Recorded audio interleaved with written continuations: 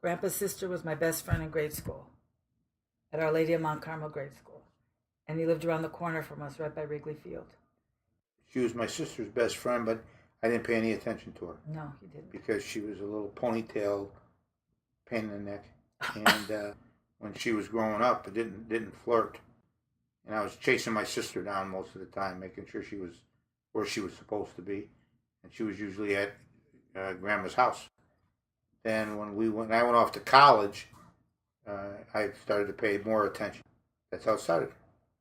I have 8 brothers and sisters, and they were all friends with Grandpa. Weren't they friends with you growing up or not? Yeah, because they were a little bit younger, but I knew them all. And Grandpa would, in high school, he would always bounce the basketball down the block past our house to the playground at the corner.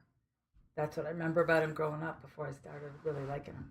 He was always going down to shoot hoops, and it paid off because he got a scholarship to Duke, basketball scholarship. He came home from college, and he had to drop out for 6 months because he had viral meningitis. Yep. And that's when we kind of hit it off because I was starting to visit him with Adrian all the time in the hospital. And something was clicking.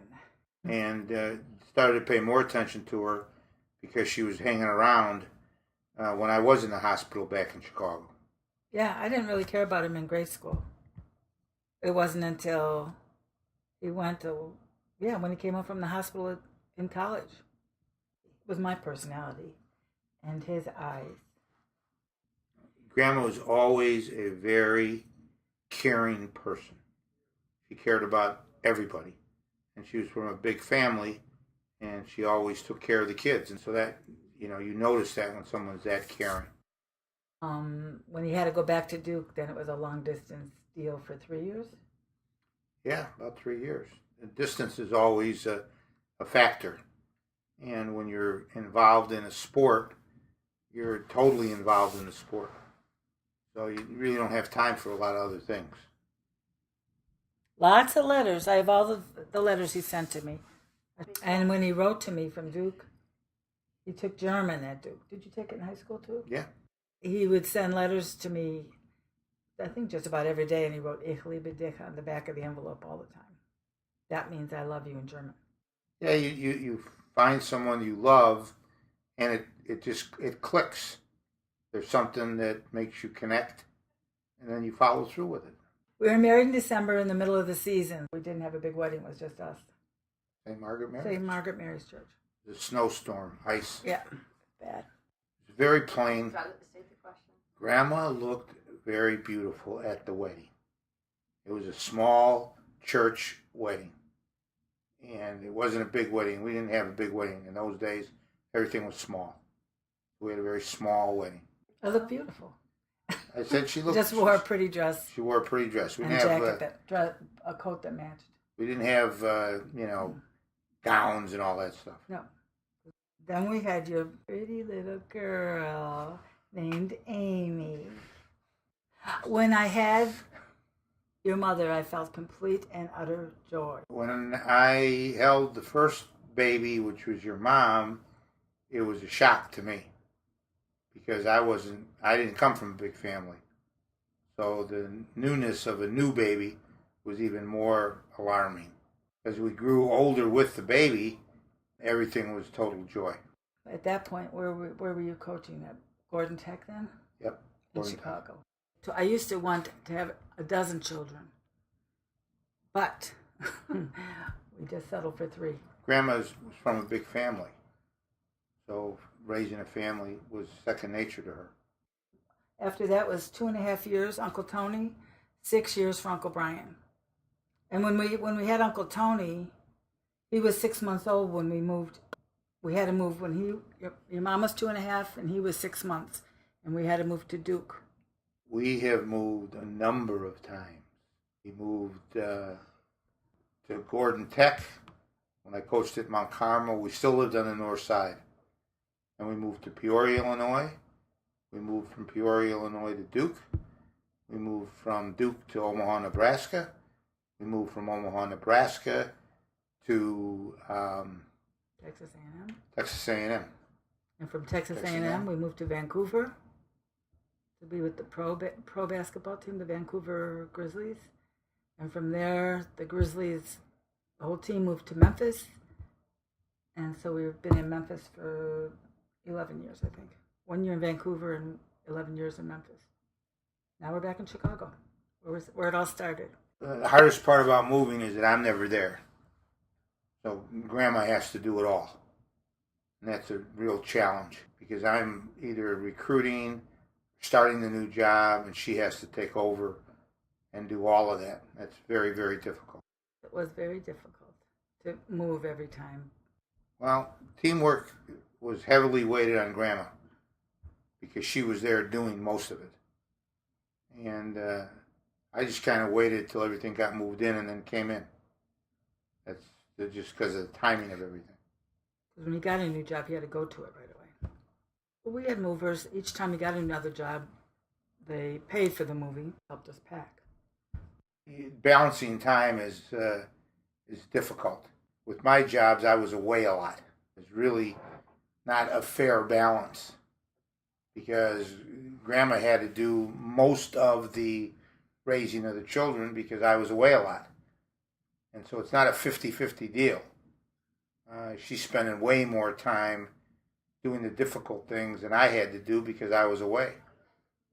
And Grandpa's college coach at Duke had sat you down and told both of us, I think, how it was going to be a challenge with him traveling. But if you love each other, you make it through. I just knew I was going to be a fun parent. I don't know as they got older if they thought that, but when they were little, I was fun. Creative. And Grandpa's funny. So I thought that I would be more of a disciplined parent.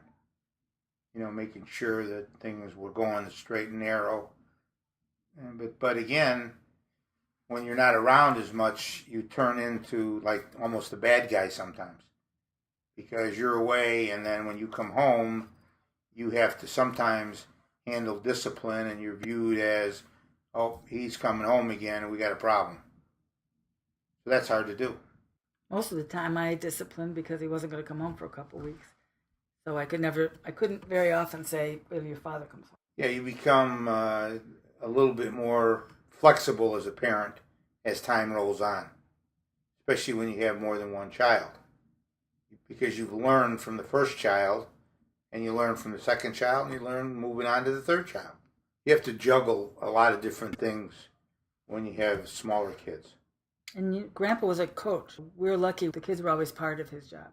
Even when they were young. I brought them to all the basketball games, even when they were really little. We were dragging them to camps and trips when we went recruiting. We'd load them in the car, put them in the cribs, and they'd go with me. Mm-hmm. So they always were a part of everything. Teaching them basketball was never a priority of mine. I wanted them to enjoy whatever they were doing. If they wanted to play basketball, fine. If they didn't want to, that was fine too. But once they got involved in it, then they had to make a commitment to it. I never really noticed any traits directly. I think they do have them because they're your kids. They're very kind and generous. Good-hearted kids. And they're hard workers. All of them are hard workers. workers. Just when you think everything is smooth and everything is solid and there's nothing else going to happen, all of a sudden something happens. You get a new job, you get fired, there's all kinds of things that happen. So you have to be very, very flexible, and you have to be resilient in handling it. And Grandma does that great. Yeah, it's always difficult to tell the kids when you're going to move. And Grandma always tells them they have friends all over the country. And they do, but it's hard that when you have to actually pick up and go. Because they make friends, and it's hard to leave those friends. But they're always going to make new ones. And they do. They have Uncle Tony especially, and Uncle Brian. He does actually have friends all over the country. And I remember telling him that. You'll be lucky someday. You'll be happy that we moved this many times because you have friends everywhere. And the move draws you together because you're going as a group. And after the initial trouble and nervousness, then you draw together as a group and you make it work. And we made great friends. Every time we moved, we made wonderful friends in each city. Grandpa got the coaching job at Creighton. It was a great opportunity But it was a very hard move because we all made very good friends there. Your mother, Grandpa, me, and Uncle Tony. Brian was still too young enough. He didn't have that many friends. Very hard for your mom because what year she was going to be a junior? Junior, yeah. And hard for Uncle Tony because he was about to go into 8th grade, I think. Yeah, Creighton was a great place to work. The city loves Creighton basketball. The faculty and especially the Jesuit priests were really, really excited about Creighton basketball. So it made it easy to get involved there and get involved in the community. We had a lot of work to do, but it was a fun place to be. When Amy went away to college, when your mother went away to college, she went to Creighton where Grandpa was coaching, which was 2 miles from us. Yeah, not even there. And I cried my eyes out. She was grown up. Even though, and I told myself I wasn't going to go over there and bug her all the time. I stuck with that pretty much. She went up and, it was fun because she went up and talked to Grandpa all the time when she was at school then because he was on campus. Well, it was reassuring because you could kind of check on her all the time. But you also knew that because of the type of school Creighton is, that they really take care of their students and they monitor them very well. So that was a plus. First impression of Kevin Kenfield, your dad would call her all the time. But he cut wheat from Nebraska to Texas to Montana and called your mom from a payphone all the time at night. And he was just a delight. He was always just a delight when we first met him. Next move was to Texas A&M in College Station, Texas. So that was a completely different move because Tony and Brian were both involved in basketball. And it was hardest probably for Tony Jr. because I remember when we left Omaha, he just said, why can't we? He said, I just wish we didn't have to move so much. And he came with us. He could have stayed at Creighton. He was in college by then. Yep. But he decided to come with us and play for Grandpa down at Texas A&M. We were moving up to a bigger school and to a different part of the country, which we had never been to before. That was a way tougher move. And really tough because we had to leave your mom behind. How'd that It go? seemed backwards to me. It seemed like she should be leaving us and not the other way around. But we left her because she was already student teaching by then. Yeah, I cried a lot that time too. Well, she was growing up now. Well, you grow as parents as your kids grow. You're just so proud of the way they handle all of it. Yeah, we were very proud of Amy because she did well at school and she'd moved forward in what she wanted to do, teach. And she was, teaching assistant and doing that already. So that was a major plus. Well, Texas A&M was different because it was a different part of the country, the Southwest. We'd never been to the Southwest before. And we were at a major university with 40,000 students coming from a place that had 6.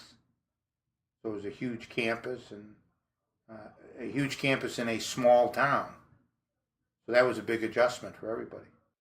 Interesting part of A&M was the traditions they have there. They have a huge number of traditions, one of which is a bonfire that they hold prior to the Texas game. And they build the bonfire probably 4 or 5 stories high the first semester. And then they burn the bonfire the day before the Texas game. And as you know, there's a big disaster where kids were killed in a bonfire. The year after we left. Yeah, the year after we left. But it collapsed on everybody. Pretty sad. That's what I remember about one of the sad things. Everything else was pretty happy. Yeah. It was great coaching my sons because they played hard. They were good kids. They knew how to play. It was way harder for them to play for me than it was for me to coach them because they're in the locker room after I leave, and the players are going to criticize you, so they have to handle all of that. And it's not easy, but it's a growing experience, and you learn a lot about life because of that. And they both did. But we had an opportunity after Texas A&M to get into the NBA, and we moved to Vancouver for a year to become I was the player personnel director. So I went out and did the scouting for the team of college players. And then we stayed there 1 year and moved to Memphis where I did the same thing. So I moved from college into the NBA. And when we got the opportunity to move Vancouver, Brian had played for Grandpa 2 years, and luckily he got a scholarship offer to Marquette then. So we were empty nesters. We were always pretty close to the kids. We were never that far away. But they have to, fly on their own. So they get off on their own. But we're close enough to get to them, fortunate enough to see them when we want. So that wasn't that big of a deal. Dealing with their things when we're not around is something that they have to do. That's part of growing up. They learn independence when they're on their own. Wherever they are, they have to handle the situation.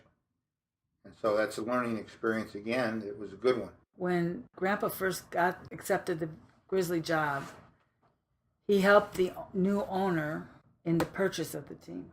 Well, then one of the coaches got fired, and so Jerry West, who is the logo of the NBA, when you see the NBA person on the socks, stockings, and anything NBA, that little person is Jerry West. He was a fabulous, famous player. He became our general manager. He asked Grandpa to go to the bench for the last 6 months of that year when they got rid of that coach. And then he asked little Tony Jr. to come move from Chicago, fill in Grandpa's job. Well, you're intimidated when you're asked to coach an NBA team.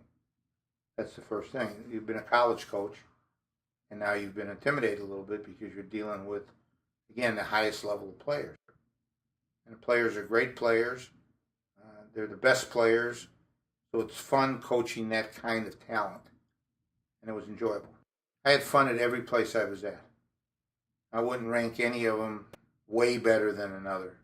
Probably Bradley, because it was the first one in college, was probably the most fun because it was new. In Peoria. Yeah, Chicago is where we're from, so it's great to come back to where you grew up. And you get an opportunity to see people you haven't seen in a long time. You're close to family, which is a plus.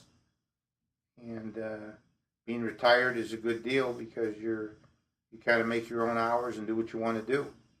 And you get to visit your grandkids. You get to see your son's coach or do what they're doing. You watch them and spend time with Grandma. That's pretty good. We just always had the joy. The highlight is always either getting on a plane to go see you. We both enjoy that. Or to get in Kansas City or go to Green Bay to see the little ones. Well, you don't have the same responsibility with your grandkids as you do with your kids. You can spoil them, do what you want, give them what they want, and then leave. And Mom and Dad have to deal with the aftermath of that. But you do see your kids in your grandkids. And that's kind of cool. That's neat. Anything new? I don't think so. We just get to go to more Cubs games now. Because we live near Wrigley Field, we ended up coming back to live in the same neighborhood where we grew up. So that's kind of cool.